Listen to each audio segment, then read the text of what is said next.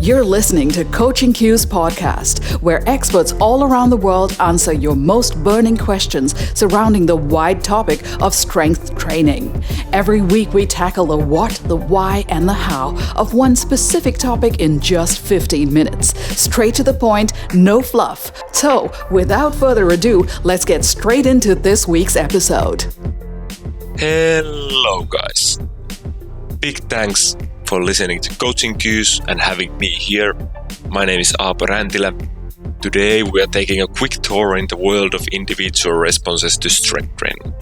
I am currently doing my Ph.D. in this topic, and my area of interest is how to get the maximum amount of adaptations out in every client or individual you meet. We all have clients who develop slowly. Is there something we can do better in programming or in variable progression? In this podcast, you can maybe learn something that you can do.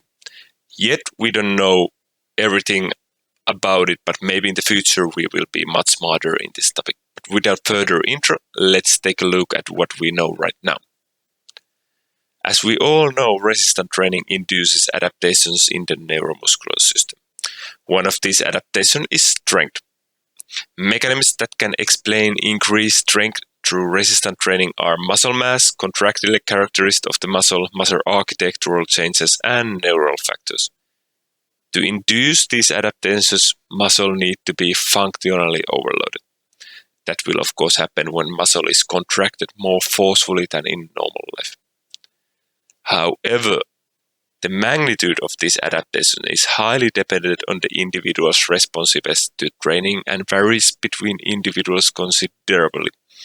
It is crucial to understand an individual's sensitivity to certain type of resistance training program, because it may enable tailored exercise programs to really improve, for example, your client or athlete's performance.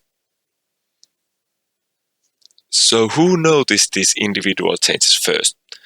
This isn't actually a new thing. Different responsiveness of human being was first noted in the year 1954, so over 60 years ago, when Sheldon et al. Found that people with different physiques had different abilities to gain morphological adaptation in response to training. These responses might be affected by gender, age, previous training history, physical activity level, and the endocrine status. Or that's what we are told. However, data from the Heritage study presents that age, gender, and race have only a minor impact on individual difference in training responses. Most important factor seems to be previous training history, environment, and genetic factors. Generally, people say that gender or age are the most important ones, but that's actually not the case. Most important factors are previous training history, and environment, and genetic factors. How big are these differences between individuals then? Well, in the largest study to date, with total number of almost 600 subjects, 232 subjects showed increased in the cross-sectional area of trained elbow flexor muscles between 15 and 25%. 10 subjects gained over 40%, and 36 subjects gained less than 5%. So the range was between 0 to over 40%. There were similar and high ranges in strength gains as well. Another study from Jorgensen et al. 2020 got 5 to 30% increase in muscle cross-sectional area after 8 to 12 weeks of resistance training. So we are somewhere between there. Another great study from my supervisor, not paid ad, Ahtiainen et al. Found also that there was considerable inter-individual variation in both muscle size and strength adaptations. They had almost 300 subjects, and some of those individuals responded favorably by gaining in muscle size, but not strength, whereas others responded in strength but not size. From those subjects, third of the subjects were low responders to lower body hypertrophy, but only 7% were low responders to strength adaptations. it is much more common to be a low responder to muscle size than muscle strength. That's something I think we all coaches can understand. It's damn hard to grow muscle compared to strength. We can make quite clear conclusion here that there is huge variance in how different individuals respond to strength training. But can we influence the magnitude of the adaptations? I would say yes. Let's take a first look in volume. It has been suggested that proper manipulation of resistance training variables, for example load, volume, rest and frequency, can optimize muscle hypertrophic responses. Training volume, that is number of sets or repetitions performed, is one of the variables that has received considerable attention, particularly regarding the number of sets performed per muscle group, because it seems to be associated with the hypertrophic response in many studies. I also think that volume is the low-hanging fruit, which is potentially quite easy to manipulate. One of the reasons is that increasing resistance training volume could easily ensure a progressive overload, likely preventing the stagnation in gains over time. I think the intensity is a little bit more harder to progress than volume. One interesting study was made by Scarpelli et al. In year 2020. The results indicate that individualizing the number of sets based on each subject's previous weekly training volume may produce greater muscle hypertrophy when we compare that with resistance training performed with the standard weekly volume. Their analysis demonstrated that the individualized protocol promoted significantly higher delta change in muscle cross-sectional area values compared with non-individualized training, which means they got much more muscle mass when they trained with individualized programs. These findings actually suggest that your client's previous training volume affects the volume you should describe to him or her. Moreover, when volume is increased compared to previous weekly volume, it seems to elicit adaptation in muscle mass. So progression in volume is quite easy way to make progress in or get the more muscle mass.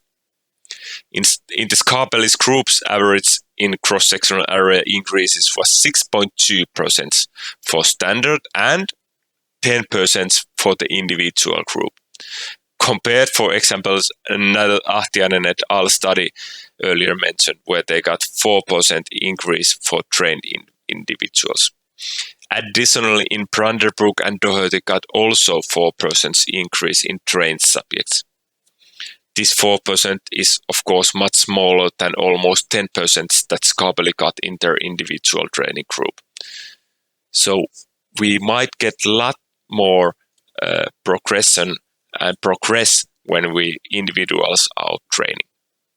So how much volume should you then describe? In this Scarpelli's group, they used 120% greater weekly volume than the volume previously performed. A moderate progression of 20% in the number of sets might be good enough and is definitely more beneficial than the too intense progression. So 20% might be a good number. What about training frequency? Does it have an impact? Actually, yes. Some individuals might be more sensitive to frequency than others. For example, Damas et al. In 2018 used a within-subject design with 20 subjects. That design means that subjects had one leg randomly assigned to higher frequency and the other to lower frequency. So the same person did the both conditions. Muscle cross-sectional area and 1 repetition maximum were assessed before the study and after the 8 weeks of the training. In this design, volume was actually not equated and the high frequency showed higher total training volume compared to other groups. So keep that in mind. Interestingly, most subjects did not show greater response to the resistant training frequency that resulted in a larger volume. So larger volume actually didn't mean straight away bigger responses. Some individuals responded greatly to higher frequency, but surprisingly, others responded better to lower frequency, despite all subjects having greater total training volume after high frequency conditions. So volume is not the only factor. Specifically for muscle hypertrophy, a third of the sample responded more for higher frequency, and for muscle strength, 26.3% of the sample benefited more from higher frequency. Some individuals might be less sensitive to stimulus and need higher resistance training frequency or volume. Remember that they had more volume in this group to maximize their resistance training induced adaptations. Interestingly, some subjects in this study were more responsive to lower frequency, almost 36%. This would indicate that some people require a longer time to recover between sessions, or even that they are more sensitive to inhibitory mechanisms of hypertrophy and strength gains, performing larger weekly total training volume. In this study, 3 subjects were considered as a non-responder, so people who do not respond for muscle hypertrophy. But only 1 subject was considered non-responder after the manipulation of resistance training frequency, so when they switched groups. For muscle strength, also the same number 3 subjects were considered as a non-responder, but after the manipulation of variables, all was considered as a responders. Important message here is that individual manipulation of resistance training frequency or other variable can improve the intra-subject responsiveness to training. Volume and frequency are important variables when considering individual responsiveness.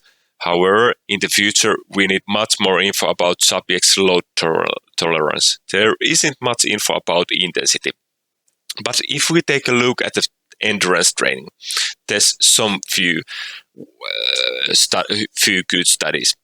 For example, Montero and Lambi in the year 2017 showed that low responders to endurance training become more responsive when the dose of exercise is increased.